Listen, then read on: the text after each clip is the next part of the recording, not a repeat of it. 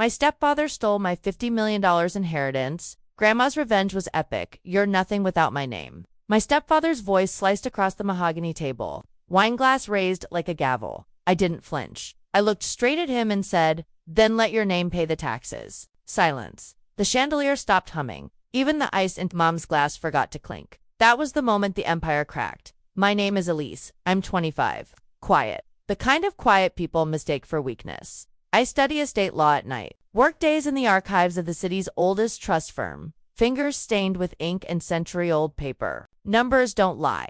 People do. I learned that early. The house smelled of cedar and old. Money. Crystal decanters caught the firelight, throwing gold across the walls every Friday. I drove 2 hours from campus to this table. Same seat, the one with the wobbly leg. Across from me, Mom, polished and distant. Emma, my stepsister. Glowing in silk. Anne. Richard's stepfather, self-made. Loud, he called it family tradition. I called it a performance. I was the unpaid extra grandma. Built the fortune from nothing. Let me tell you how. She was born in 1948, in a clapboard house on the Maine coast where the wind never stopped screaming. Her father fished cod until his lungs gave out. Her mother took in laundry, hands cracked and bleeding from bleach. At 16, Evelyn Bennett ran on the dock watching a container ship unload. She didn't see cargo. She saw leverage. She asked the foreman for a job. He laughed. She came back the next day with a ledger she'd handwritten overnight. Every crate, every weight, every delay. He hired her to fix his books. By 19, she owned the ledger. By 21, she owned the dock. She married once. A quiet man named Thomas who loved engines more than people. He died in 78 when a crane cable snapped. Left her with a toddler. My mother and a mortgage on a single warehouse. She paid it off in 18 months. Sold the wedding ring for scrap. Never wore jewelry again. People said she was cold. She wasn't. She was precise. Every contract had a clause for betrayal. Every handshake came with a witness. She kept a locked drawer in her office. Photographs of every person who ever tried to cheat her, their faces crossed out in red ink. She called it her education fund. She raised me in the warehouse offices after Mom married Richard. I'd fall asleep on stacks of manifests while she negotiated freight rates in 4 languages. She taught me to read silence the way sailors read wind. Watch their eyes. When the money's mentioned, she'd say that's where the lie lives. She never trusted Richard. The first time he bragged about synergies, she asked to see his tax returns. He laughed. She didn't. She started a second set of books that night. Every transfer, every shell company, every lie. The leather folder arrived on my 21st birthday, heavy, sealed with red wax. Inside, the trust transfer. 50 million in maritime assets. Real estate, liquid funds, all in my name. Grandma's handwriting on the cover letter. Asterisk for the one who listens. Asterisk, I didn't tell them. Not yet. But Richard sniffed power like blood and water. That night, he cornered me in the study. You'll need guidance. He smiled, teeth to white. Sign the co-management clause. Family protects family. I read the fine print later. He'd siphoned control. My signature would have handed him the keys. I said no. He laughed. Mom said, "Don't be selfish." Emma rolled her eyes. Silence.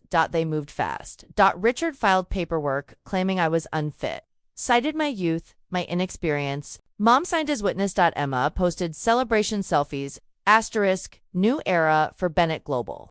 Asterisk, I printed every forged document, every email. Every transfer. I built a folder thicker than Grandma's original trust. I labeled it Truth. The taxes came due. Property. Inheritance. 40-2 million. Richard promised investors he'd cover it. He couldn't. He needed my signature to liquidate. I refused. He raged. Mom cried. Emma begged. Silence. Grandma called me to the lake house. Rain tapped the tin roof. She poured tea from a chipped pot. Her hands didn't shake. I knew, she said. From the day he walked in wearing that cheap cologne. She slid a second folder across the table. USB inside.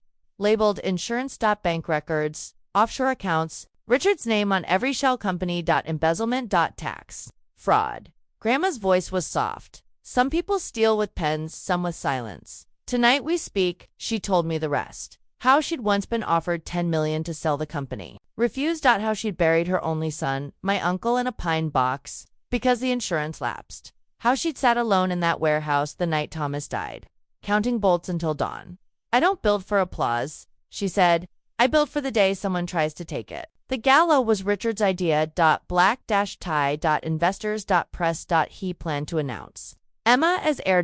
I arrived late. Black dress, no jewelry, the folder in my clutch, the USB in my pocket, the ballroom smelled of orchids and desperation. Richard took the stage, microphone gleaming. Tonight, we honor the future of Bennett Global. My daughter, Emma. Applause. Cameras flashed. Emma beamed. Mom wiped a tear. I walked to the AV booth, slipped the USB in, hit play. The screen lit up. Bank statements, wire transfers. Richard's signature on forged documents, $42 million. Rerouted. Emma single quotes as tuition. Mom single quotes as jewelry. Richard's yacht.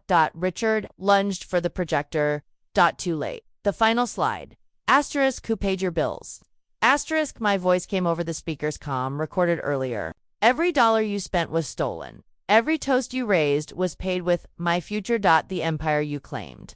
Built on silence, mine. Security escorted Richard out. Mom fainted. Emma stood frozen. Silk dress suddenly cheap. I didn't wait for the fallout. I walked into the night. Rain on my face. Clean. The house sold at auction. Richard faced charges. Mom moved to a studio. Emma took a desk job. Grandma and I watched from the lake house porch. She poured tea. You didn't need revenge, she said. You needed truth. I nodded. Silence. Not heavy. Not anymore. Grandma died 3 months later. Peaceful. In her sleep, she left me the warehouse where it all began. I turned it into a foundation. Scholarships for girls who count bolts instead of likes. Every year I visit the dock where she started. The wind still screams out. Listen. Peace isn't loud. It's the sound of a door closing behind you. It's the weight lifting when you stop paying for people who never saw you. It's the first breath after years of holding it. Have you ever chosen peace over family? Tell me in the comments. And if this story hit. Subscribe. More truth coming.